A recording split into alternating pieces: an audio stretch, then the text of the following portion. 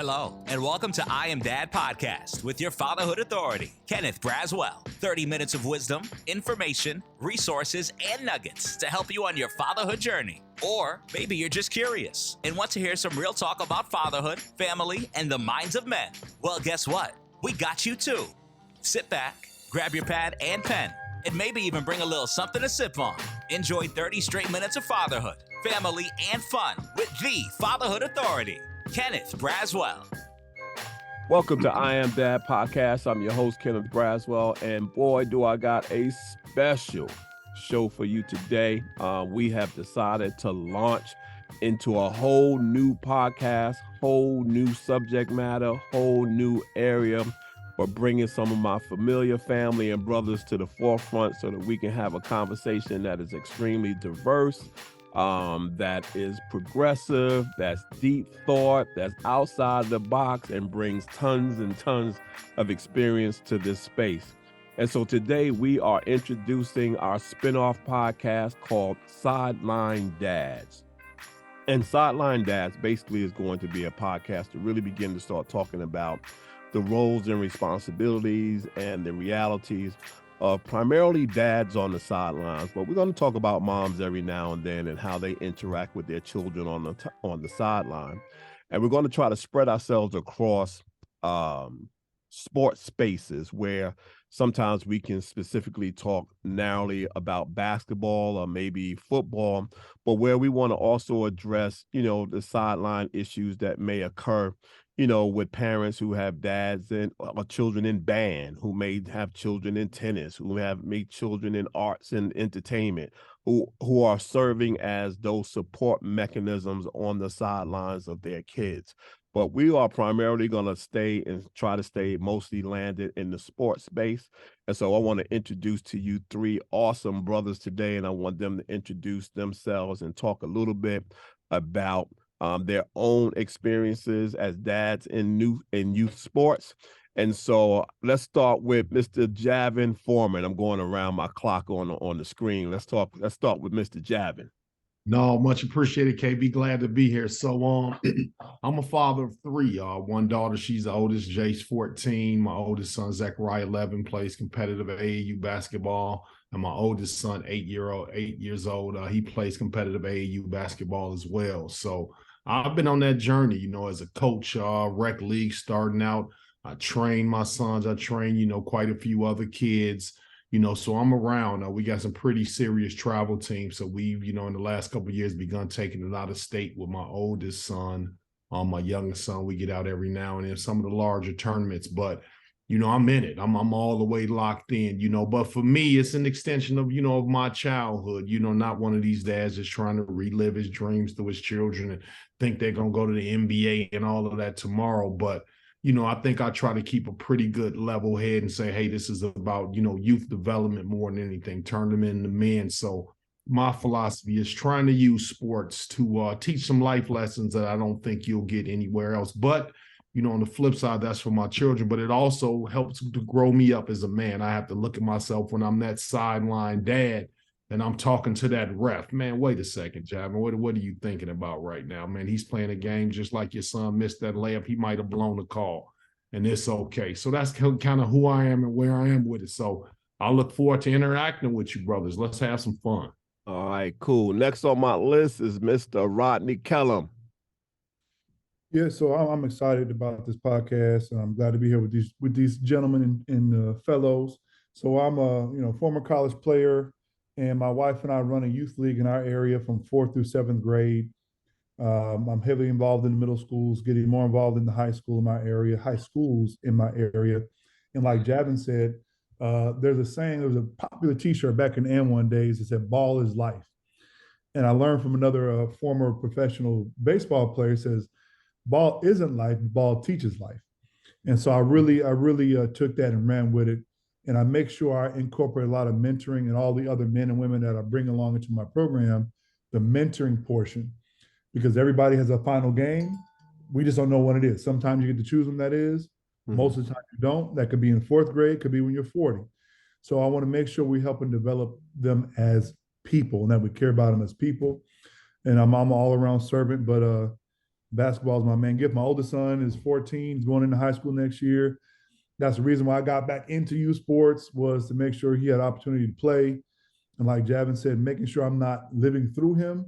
But if he chooses, and he's always chosen to play the sport, that I'm there to support him and make him the best player and person possible. And last but certainly not least, today, at least on the day of this broadcasting, is my man's birthday. Big birthday. Big Keith Holmes. What's up, bro? Happy birthday, man. Thank you. Glad to be here. I actually come with an interesting part.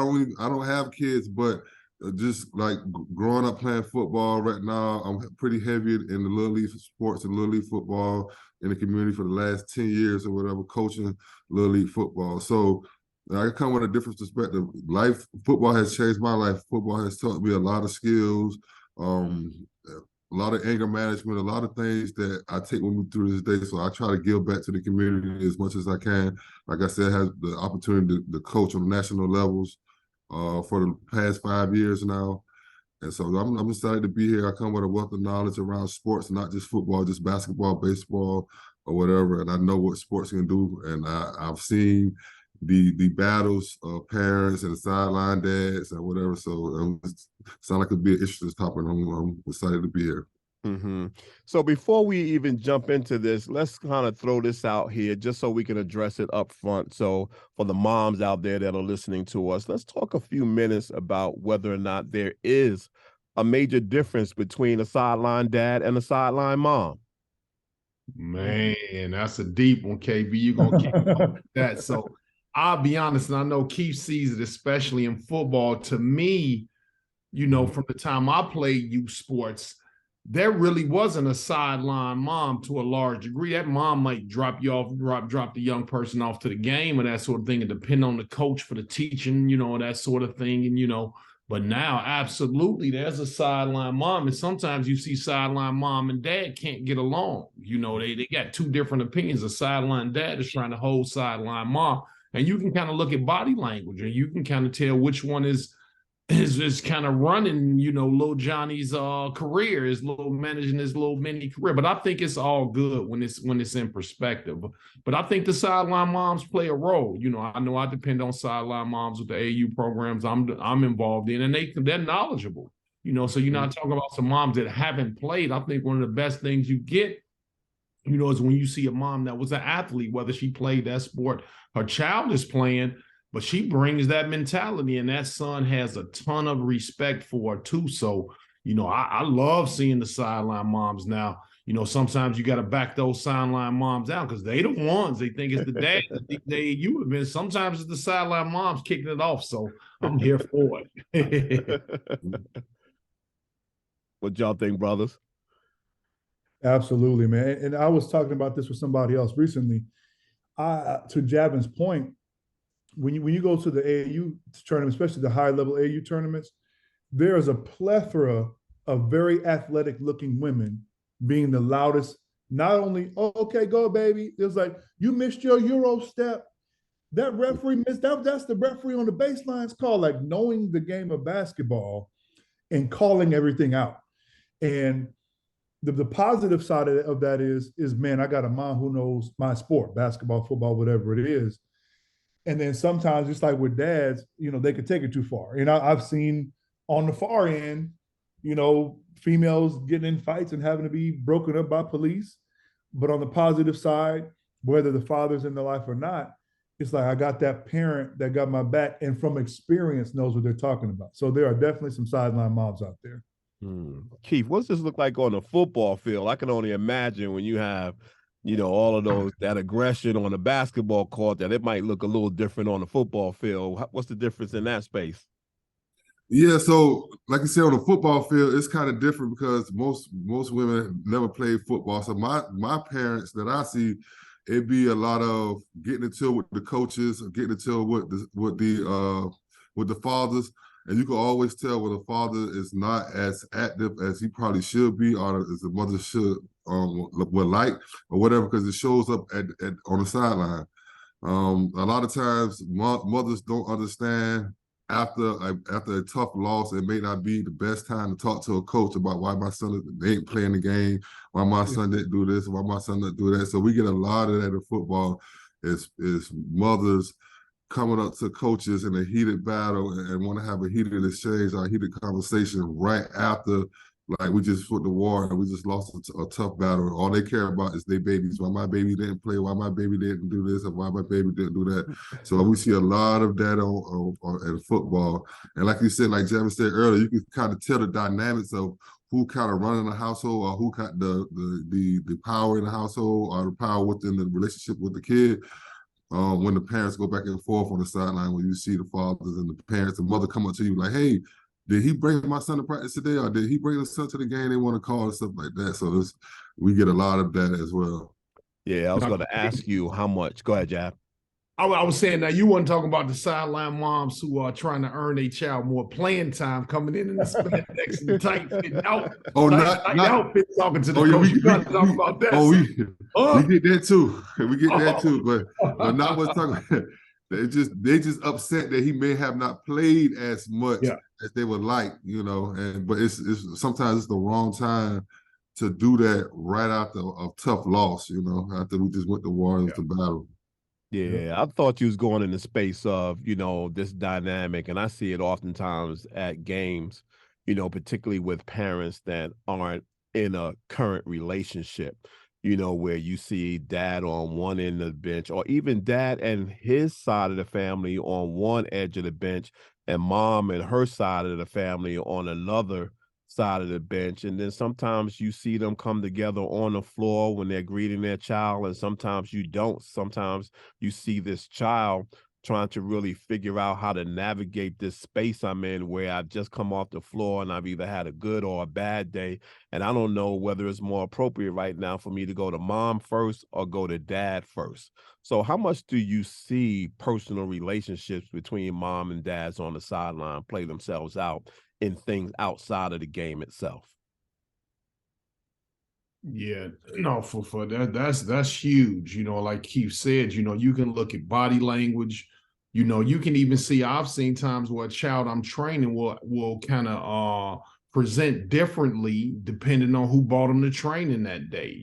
So you can see those types of things. But being a kind of a practitioner in the space, former case management and everything, I'm conscious about this. So a lot of times I'm looking at what the child needs, like to Rodney's point regarding personal development. So, I really kind of pick up on those things. But then, I think that's why we started this, and that's why we're having these conversations for educational purposes, because like Keith said, some coaches may only care about the X's and O's and that win, and so I find myself when I do coach, whether it's rec or, I'm involved in AAU, I want to make sure kid gets playing time, for his personal growth, and I want to have conversations with him when he's on the court, the kid that needs more of a confidence boost, because it might be this relationship between mom and dad. I've had moms call me and say, hey, we're going through a divorce. I just want you to know, and so I'm doing practice time and things like that to check in on the kid emotionally. But we can read the tea leaves as coaches and trainers and things like that. Yeah. Keith, you have something to say? I thought you was about to say something there. Yeah. No, I didn't have nothing to say. I've just agreed with Javin. Mm-hmm. It's really rough with those dynamics, because you absolutely can see it. Mother and father sitting apart. I do have, in one of the organizations I'm a part of, the father and mother co-parent very well, because all three of their children participate in basketball, and the dad actually coaches the daughters who are younger, and the older son is freshman in high school, and they always make sure one is at one game and one goes with the other, and the dad's always coaching the daughters, but they're always there to support. So, and they do that very well. Then on the other hand, you run into those issues where we got a game, starts at 1 o'clock and it's 1:03 and one player ain't there. My wife, who helps me run the league, is calling the moms and the dads. Oh, his dad got him this weekend. He was supposed to bring him. You call the dad. Oh, we're in a different state. We went on vacation, and there's also those issues. So I would say if anybody's listening and you are in a co-parenting situation, just like with anything dealing with however you deal with your children, always keep in mind what's best for your children. So if you're going to be out of town, if you got the child this weekend and that weekend, make sure you communicate with everybody so the child can continue to come to practice, come to games, get their playing time. Because on the flip side, when you don't communicate and then your child doesn't play because they haven't been to practice in 2 weeks, and they come late to a game, and then you're upset while they're not playing. Now I got to talk to you as the adult. Hey, this is what's happening. We need you to take accountability here so that your child can be at practice, because we put in 3 new plays. Mm-hmm. And we put them out there and they don't know what they're doing. That doesn't help their confidence, doesn't help their team, and everybody's mad at them.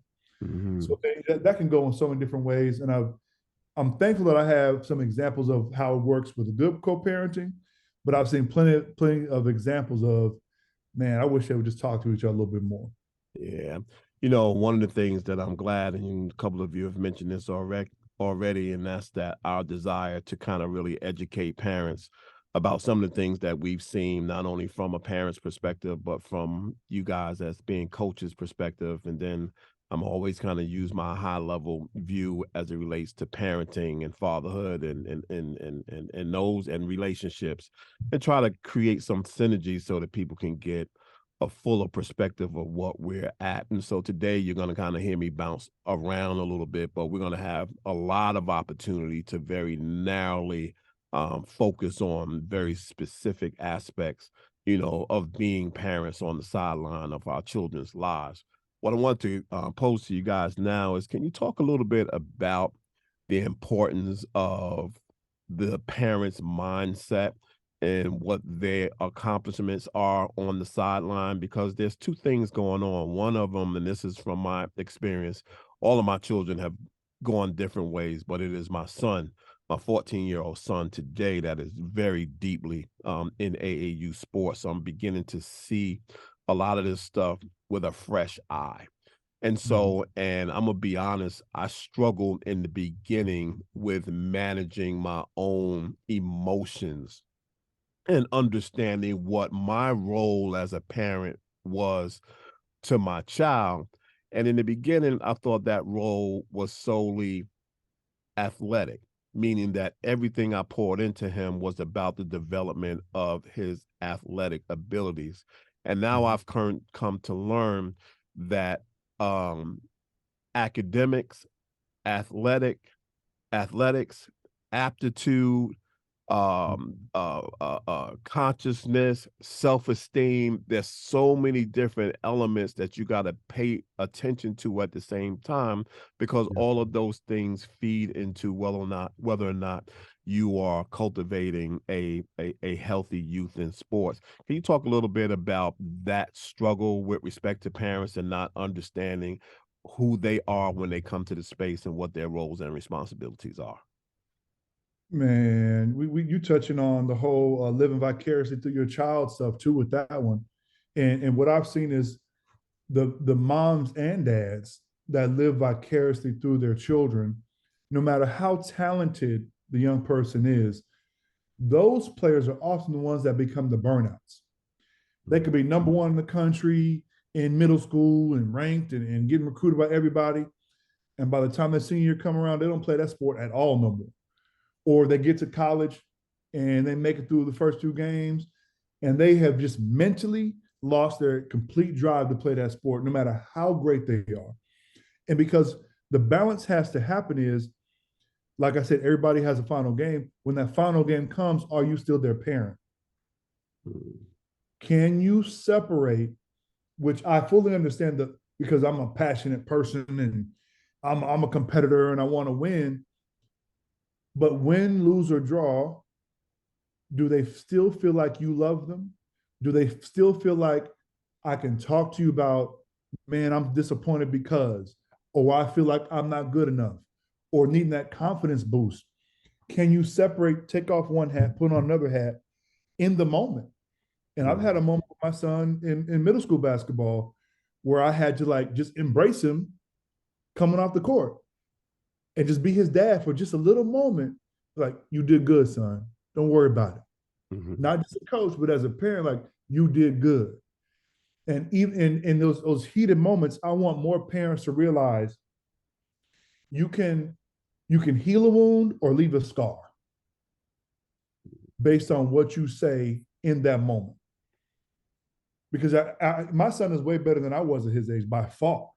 And I ended up playing Division I college basketball. But I got to realize and remember, he's not me. Right. He's got to learn for himself, whether I'm there or not, whether I go off to visit another country while he's playing basketball. He's got to learn these things so he can know it as a man, as a young person. So that's why what I would encourage a lot of those parents to do is, man, remember which hat you're wearing. And you're not competing. Your child is. And they've got to learn lessons from it.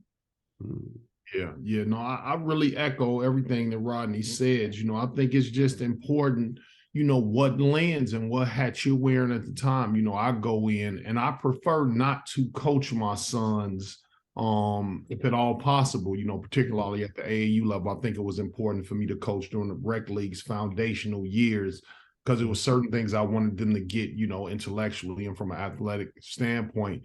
But I really have to have an internal conversation with myself every time I step into the gym, and just remind myself, what we're here for. Like, it's the long haul because, and again, like Rodney said, being a passionate person, being a former athlete, just being a competitive person that wants to win in life, you go in seeking the win. More everything else, blinders, seeking the win, right? And you're focused on that. But it's really AAU basketball is akin to when we played or pick up basketball at the park. It's really no different. So early on, I couldn't understand. I didn't understand how it worked when my older guys were telling me their sons were playing AAU. It was a championship on Sunday. Then the next week, they said, we were in the championship. I'm like, what are they talking about? The championship again? Like, I'm used to a season where it progresses. You go to the playoffs and championships. So just imagine that at the end of every pickup game you played at the park, it was a championship. It was going to be somebody's keeping stats and that sort of thing. And so I couldn't understand why my son didn't mind losing a game, that weekend. I'm like, man, and they on to the next game. I remember a quote a kid said that was on our team. My father overheard him say it. He said, man, I just like playing basketball. I really don't care whether we win or lose. I'm like, whoa. I'm like, that's he's like, I just like having fun. But he plays football, he plays baseball, so for him, it's just fun. He gets to be with his friends, right? And so I think even at an early age of 7 and 8, we're thinking college, D1 scholarship, uniform. He needs his right shoes. You got your water bottle packet, right? This is just glorified pickup basketball, which we will have conversations about, I'm sure, when we talk about these gate fees. I'm paying $25 as much as I paid to see Denzel Washington. I'm paying to watch my own son, who I feed, clothe, and shelter, to play a game, right? And so I think all of these things go into it, that if you don't go in with the right mindset and then have accountability partners or another dad or a coach that you can bounce this off of, what am I seeing here? Then there's no way you'll be in these AAU environments. Not to mention, if you're going out of town, there's $2,000 a pop on travel and everything. You're going to have the lens for win, win, win. And that's not the right lens. Winning a basketball game, it should be winning life. And what does that really look like? Eve, what's your thoughts, bro? Yeah, so I mean, I just think sometimes, I think Rodney hit on it earlier.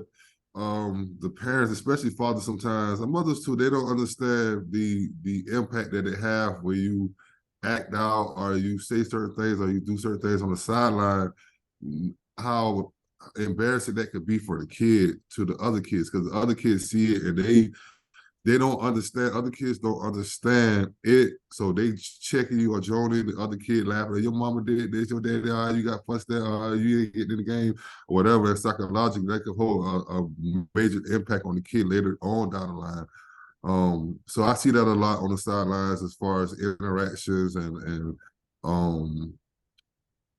mothers or fathers not knowing when to, like Javin said, some of these kids, man, they not like us when we grew up. I hated to lose.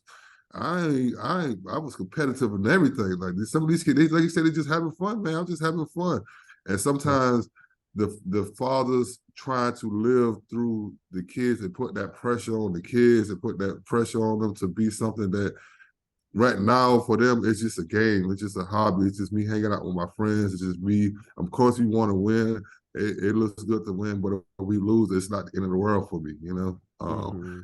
But the fathers sometimes they just don't understand. They don't see that, or they don't understand. Like, no, I want you to do this. You're gonna do it like this, or you're gonna, you know, and they're kind of grabbing them and embarrassing them in front of their other peers or whatever. So, KB, let me throw something out, and I'd love to get you to react to this. What do we all think as fathers, coaches? What are we thinking about when the child loses? Are we thinking that other adults are saying, "Oh man, KJ's not as good as I thought he was. Man, he only scored 6 points and this team lost. I heard about that." Is that our issue, or are we thinking KJ, damn, maybe this is who KJ is, man. Maybe KJ is okay with losing. He's not playing as hard as I know he can. Is it our fear that's behind that? Is it perception from other adults? What do you think? What do you think is driving us to have these feelings? Yeah, you know, for me with KJ, it is, and it took me a while to get here, but I think he now clearly understands that where I don't have to worry about him when he steps off the court. And so there are three things you're hearing. There is what they're saying, there's what I'm saying, and there's what you're saying to yourself. And what matters the most is what you're saying to yourself. That what I'm giving you is solely informational. You can take it or not take it. I'm just telling you based on what I see, what I know, my experiences, those types of things. Everybody else is speaking about you in terms of how they're comparing you to their own child, to their own reputation, their own knowledge base, their own experiences, which for you matters nada. That's not even something that you could consider.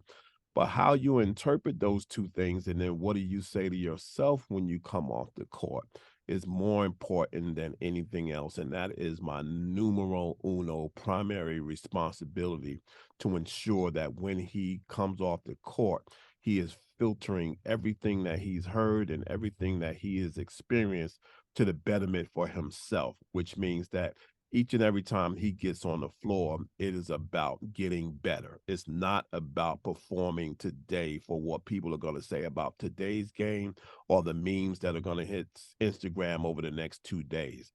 The question is, in those areas that you needed to improve, did you improve today?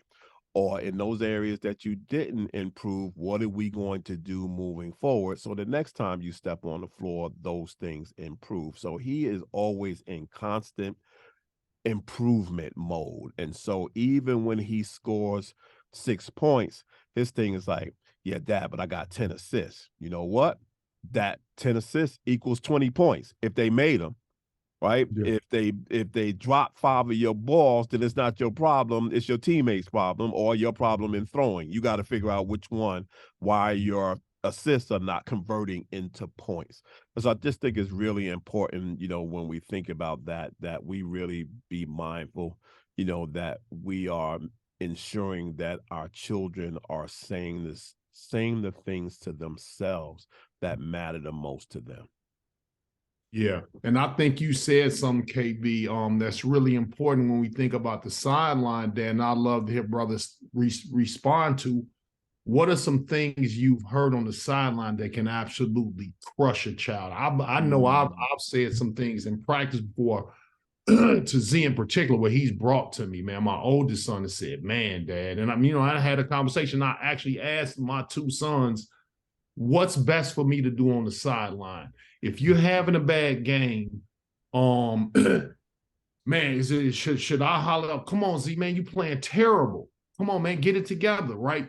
Or should I be instructive and say, oh, open your feet up, shoulder length apart, hold your follow through, elbow to hand, elbow above the eyebrow? They said, yeah, instructive stuff is better in the moment than to criticize me. And that made me think, boy, I'm wondering what are some things guys have heard that maybe you can't take back, or just we know as adults it's not helpful. It's not helpful for you to even get into that bag. I made the same correction in myself, Javin, like, because I have coached my son, and at a certain time I just let go and said somebody else got to coach him. Went from, you could do better to, all right, remember, bend at the waist from your toes to your fingertips. And then when I switched that, he would actually look at me and go, got it, and then do it, and then get an improvement.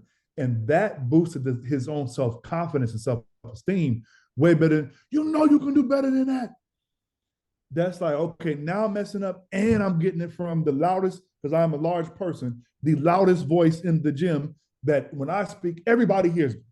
Versus, all right, Randall, make sure you get it back next time. How do you make up for that mistake? And in the last 2 years, I'm being real honest, like in the last 2 years, I've gotten so much better at what and how I'm saying what I'm saying.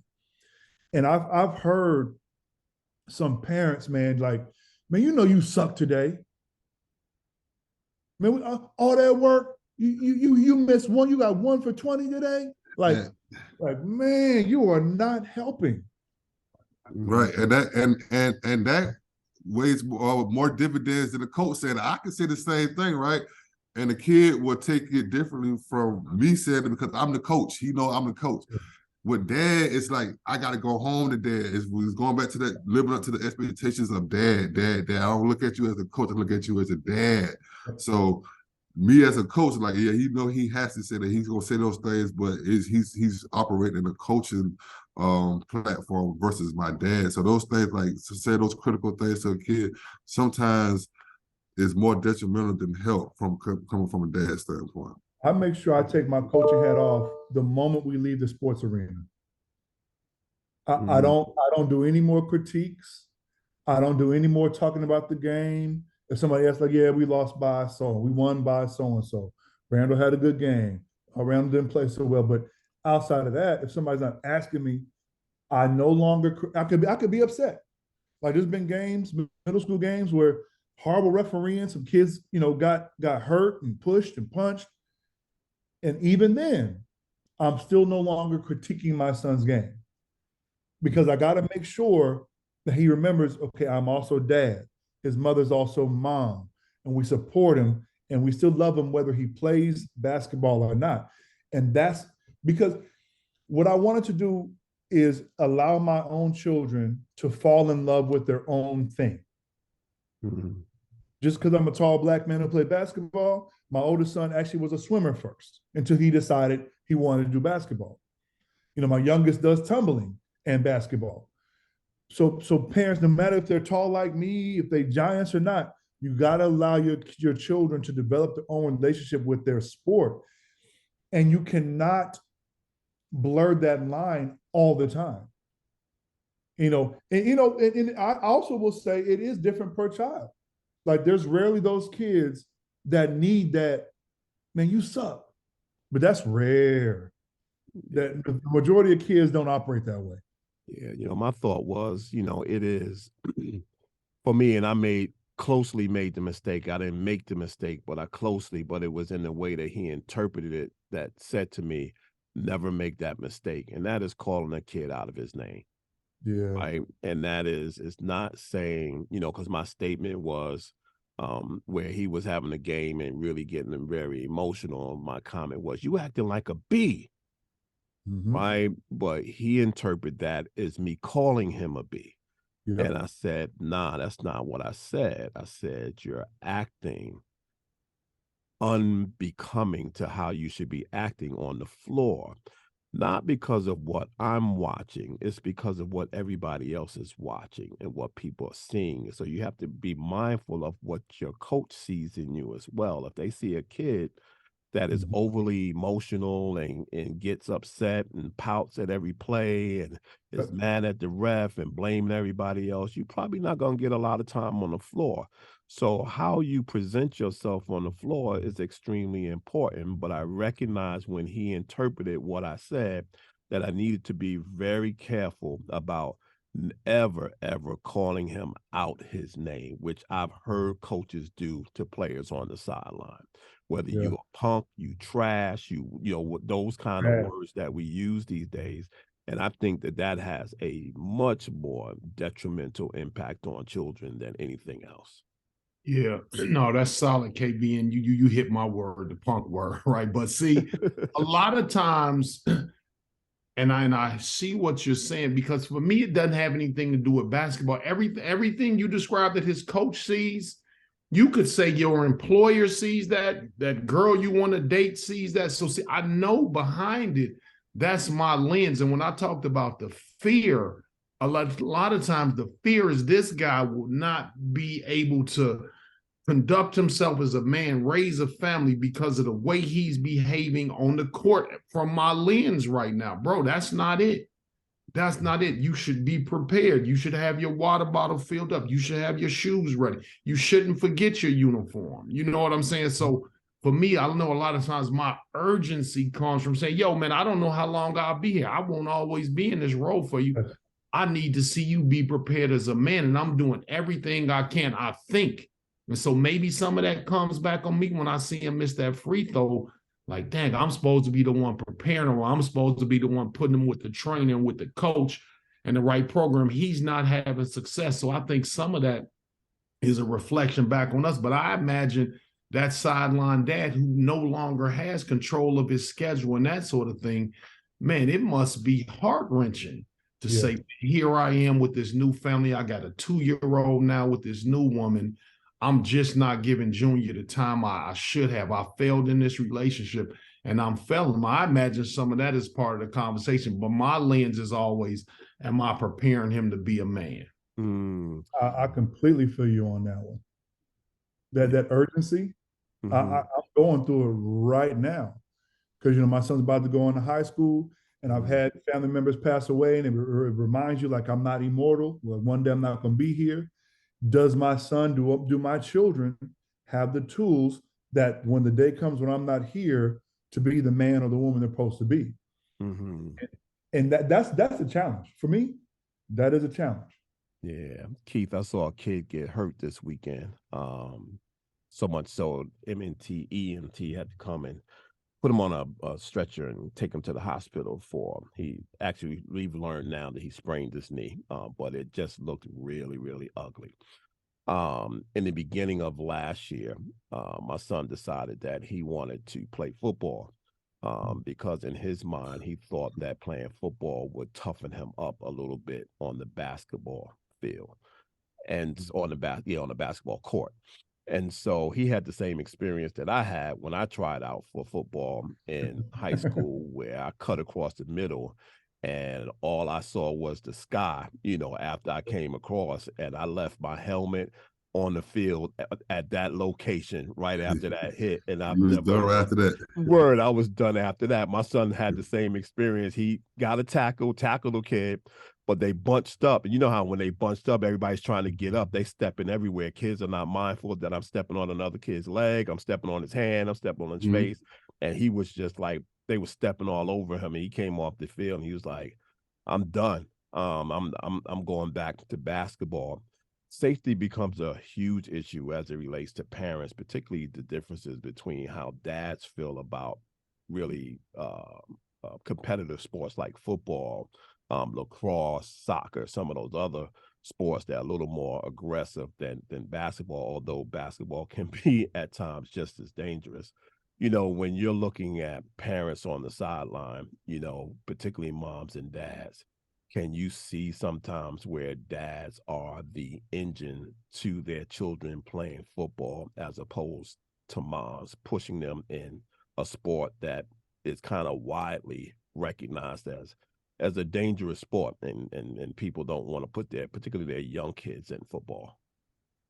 Yeah, of course. And like you hear a lot of parents, you hear a lot of mothers don't want their kids to play football. So it's mostly a lot of times it's the father that's pushing it. And like you said, it's the father who has played football before, who's trying to live through their kids. A lot of times that's out there pushing their kids to play. Like you say, football is a very barbaric sport. It's a barbaric sport, and it's who's the toughest, who can hit the hardest, who can run the fastest, and who can hit the hardest or whatever. So yeah, man, you see that a lot where it's a conflict of interest, or it's a conflict between the parents. It's the mother, I told you I didn't even want him playing football as soon as the kid get hurt. It's his daddy's fault, as soon as the kid get hurt.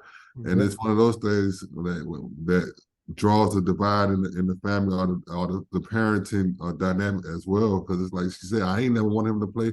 He out here getting hurt. It's your fault, So We do see that as well. But like I said, man, a lot of kids and parents is not. You'll be surprised. Some fathers who play the sport now are saying that they turning away from football a little bit, and they at least at the early ages they wait until they get a little older to like pick and choose what they want to do.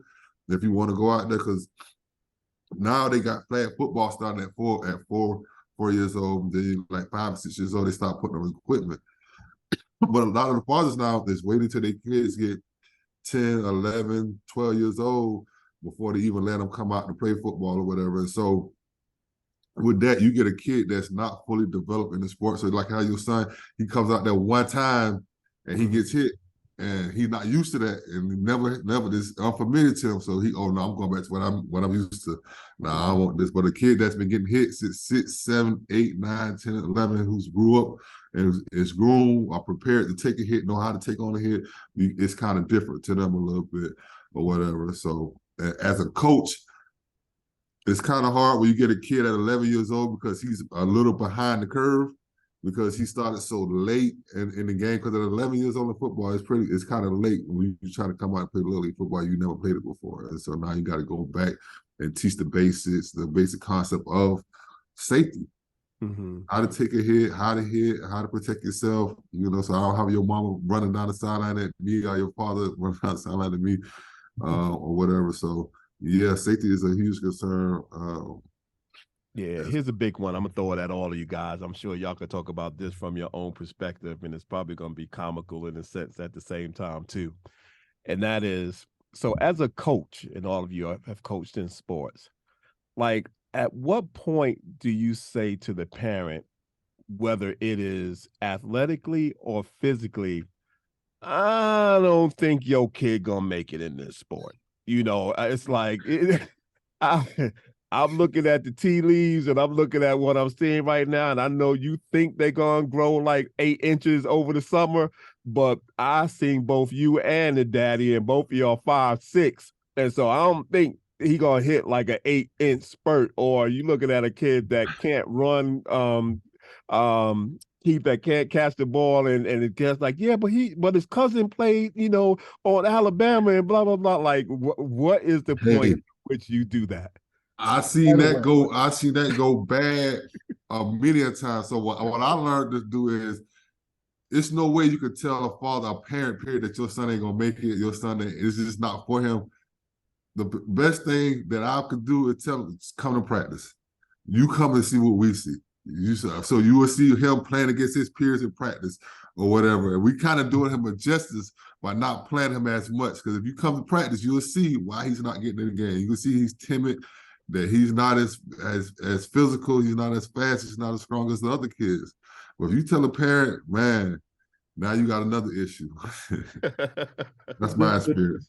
The truth shall make you free. I have learned you are doing nobody justice by delaying telling them the truth about their child. And what I mean is, like, so we have, in my league, we do 4th through 7th grade. So 4th and 5th grade, there's still a little bit of that run around ball.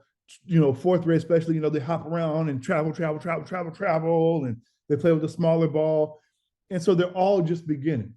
So your expectations aren't high. By the time they get to 6th grade, especially, where I coach in Gwinnett County, it's extremely competitive. And so if you put, which I have done in the past, and we're no longer going to do this, if you put beginning style players in as 6th graders, it doesn't help them. It doesn't help them develop, especially if you have a team full of developmental players, right? Nobody ever develops or get better. And if anything, it actually hinders them, because now it's a twofold. Man, okay, I'm trying to build this confidence in myself, and we're getting whooped by 20, 30, 40, 50, 60 points sometimes. And every time you play, it's the same outcome. That's not helping them develop self-esteem. So what I've learned is, right away, when you see a deficiency in a child, and definitely encourage the parents to come to practice and games, it's like, I'll say, hey, you see this, and this. I'll either point out their strengths and or their weaknesses. And I said, if he wants to get better, if he likes the sport, You need to go to training. You need to do this. You need to do that. Okay, if you ain't got money, I suggest going doing this, this, and this, and this, and this. And by that 6th, 7th grade time frame, it's sad because you want kids to play, but that's what rec leagues are for. So you have to really play the child at their level. You have to be honest with yourself and honest with your child's ability. And some young people do blossom late. Get the court. Like I didn't get my coordination until I was 16 years old. I was a junior in high school. Mm-hmm. But I love giving up on you, Rodney. I'd have given up on you, man. Big old tall, coordinated self. No, you was tall though, so I would have kept you around. Though. Exactly. They kept just because of the size. I could rebound well. I did what I did, right? But when you let's say you are tall, but you fall over your own feet. When you shoot the basket, it goes 20 feet to the left. And, you don't understand basketball plays. You just turn it in circles. I have kids like that. They'll literally stand there and just go in circles, watching everybody go by them. And you're not helping them by putting them with higher level kids. So to wrap that up, be honest with the parents and kids right away from the beginning, especially if they get into that 5th and 6th grade realm. Tell them the truth. Tell them what they need to work on. Mm-hmm. Say play rec league. What you talking about, KB, is DPS, man, delusional parent syndrome, right? So it's just a matter of how bad they have it. And I got a couple different remedies for it that I use as a coach and as a trainer, but definitely being honest, because sometimes I'll tell you the truth. One thing I've learned about youth sports, especially as we take our travel team around, some parents and some kids have never seen, and I know in football it's probably even twice as intense.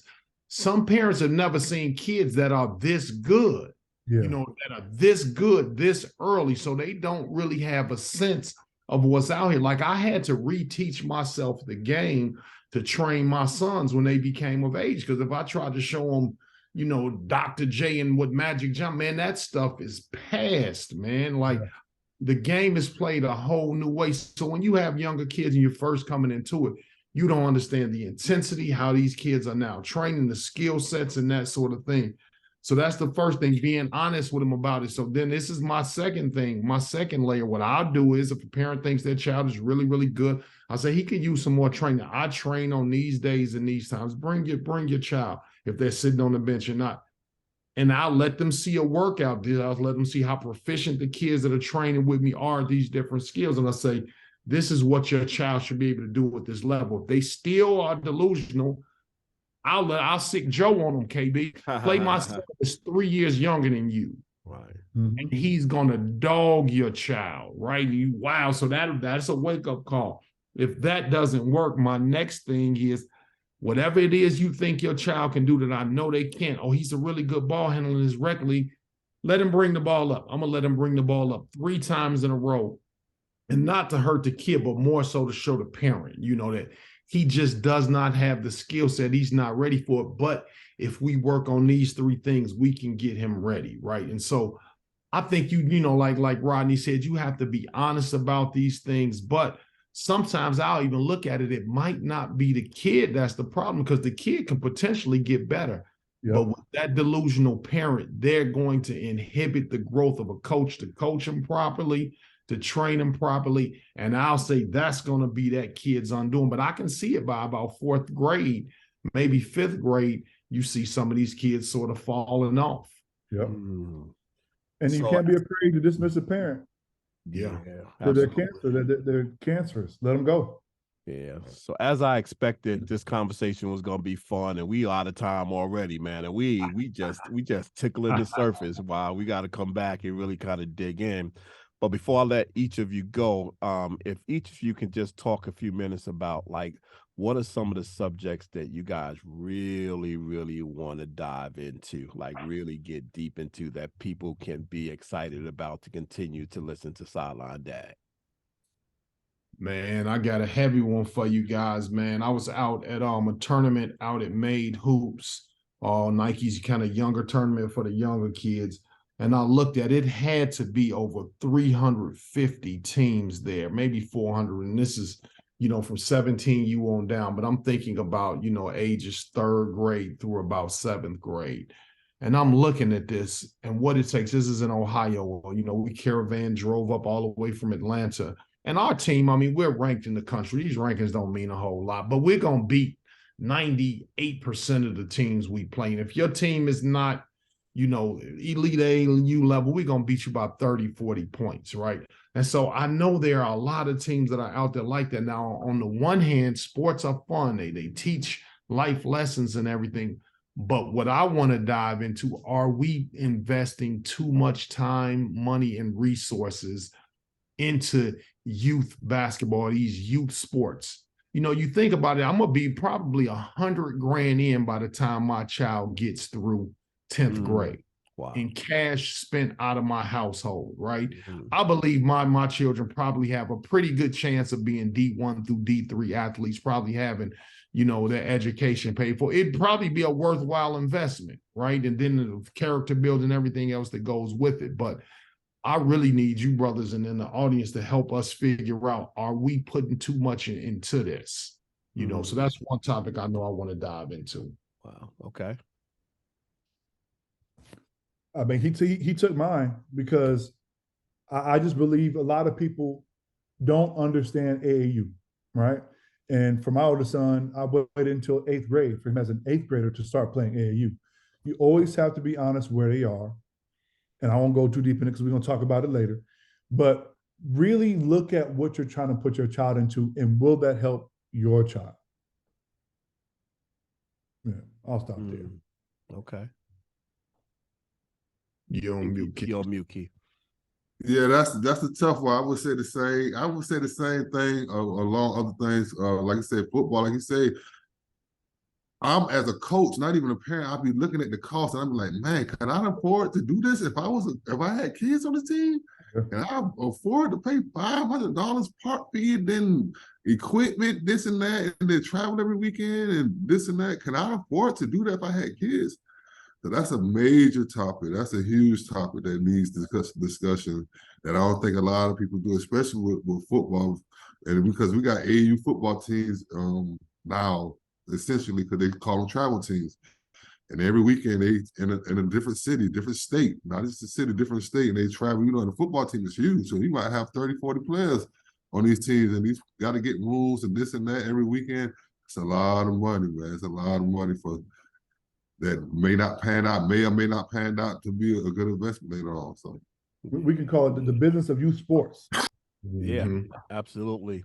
You know, for me, it is educating parents, you know, on the infrastructure of youth sports and youth extracurricular activities, period, right? And really kind of understanding the dynamics and how, particularly in the major sports, you know, NBA, NFL, MLB, and NHL, how the dynamics in terms of how children excel into the spaces to become pros, what that looks like, right? Basketball is probably the most that has changed the quickest, right?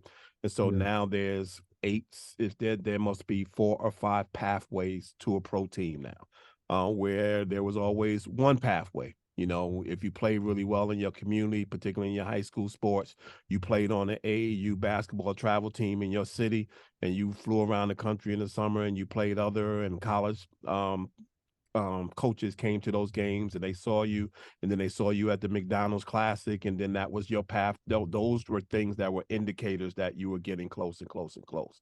That's not the case anymore.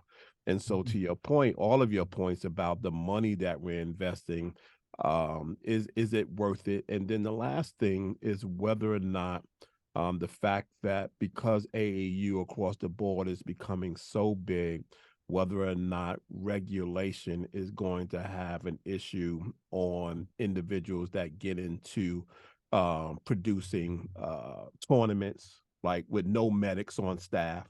Like we've gone to tournaments where kids have gotten hurt and they didn't even have ice on the facility. Like no one there, just in case somebody got hurt. They depend on 911. And so how do parents begin to start asking the right questions when they sign up their kids, A, for an AAU team, and then B, when the AAU team signs up their kids for a tournament? Like what are the credentials in place to ensure that my child is going to be safe, on your team? What's the insurance liabilities you got, which is probably zero if you ask most of them. And then what are insurance liabilities that the tournament has, which is probably going to be zero. Because it's only going to take one coach in this country and one tournament to get sued for a considerable amount of money because something tragic has happened to their child to flip this thing on its head. And then someone is going to have to figure out, who's going to regulate all youth sports across the board to make sure that they're safe, particularly, Keith, to your point, those parents that are, and again, Rodney said it earlier, we don't want to go too deep because then we get deeper into a conversation, but it's something that I need to say. I was going to ask you guys the question, decided not to ask the question, but since you brought it up, I'll bring it up. And that is the cost of youth sports Xing out the ability for low-income children to actually excel in sports because they can't play Pop Warner at 7, 8, 9 years old, like AEU basketball at 8, 9, or Major League. They can't go to the best schools with the best baseball players and NHL players. So what's happening to those kids that don't have their money to do that stuff, and how are they going to then do what most of the folks in our community have always used sports for, and that's an escape from poverty? No question. No question. What opportunities are there for children to even learn the fundamentals of these sports without being able to pay for it, with trainers and these sorts of things? So no, that's a conversation I absolutely want to be a part of. And then the third one for me would also be and looking at how many resources are being taken out of our community. I think we've always looked at that as far as sports. Our best and brightest are plucked off and go to these pro leagues and universities, that may not have our best interests. We've seen that. But now we have to begin to look at who's benefiting from this $100,000 that's going to be spent getting my boys from 2nd to 10th grade, hopefully before they're on a team that's sponsored. Who's benefiting from that cash that's leaving our household? And sometimes we're beginning to see these tournament directors and things like that don't come from these same communities, So I think we have to have honest conversations about all three of those things. Cool. Rodney, last words. You remembered, I'll reiterate something I said earlier. Remember which hat you have on. Every child, every player always has a last game. We never know when that last game is. Always make sure your child knows that you are their parent. You love them. You're there to support them. And no matter what they do, they can't change that. So always remember that. Keith. For me, let the kids be kids. Don't try to live through your kids. Let the game come to them naturally how it's supposed to come to them, and don't try to force them on them. Don't try to force them to be something that they're not ready to be at the moment. Javin.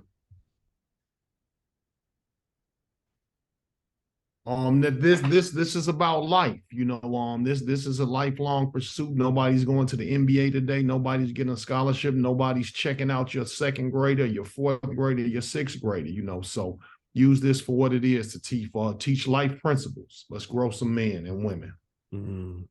For me, if your child don't want to be in the game without you pushing them in the game, they probably don't want to be in the game. And so you shouldn't have to want to push your child to do something that they love to do. And so this is Javin, Keith, Rodney, and myself, Kenny. We're going to be back with you with Sideline Dads. This is just the beginning, y'all. Check out this episode right here on I Am Dad podcast. But the SidelineDads.com website is already up. And so this episode is going to allow us to build it to make sure that we are now on all of the podcast platforms across the board. We haven't decided exactly what day, what time it's going to consistently come on, but we will be a weekly podcast. We're getting better. We can't wait for you to see the set. We can't wait for you to hear our guests. We can't wait to get into these topics. But make sure you stay in touch. If you got any ideas about subject matter, go to SidelineDads.com. Give us your subject conversations that you like for us to talk about, ask any questions, and we'll make sure that we take care of those as soon as we hit the airwaves with the first episode, the real episode of Sideline Dads. Until then, peace out. See you next time. Peace. Peace. Thank you so much for taking the time to spend with us. You've been listening to I Am Dad podcast. We hope that you have been informed, encouraged you to think, or even inspired your heart for the love of dads. The conversation does not end here. Come back and join us next week. Same time, same place. Or you can continue the dialogue on our I Am Dad Facebook page. We also invite you to listen to past episodes, learn more about us, and keep up with special activities by visiting IamDadPodcast.com. That's IamDadPodcast.com. Until next time, I leave you with this reminder of manhood from 1 Corinthians chapter 13, verse 11. When I was a child, I spoke as a child. I understood as a child. I thought as a child. But when I became a man, I put away childish things. Because of this reminder, I will always understand that I am dad, period.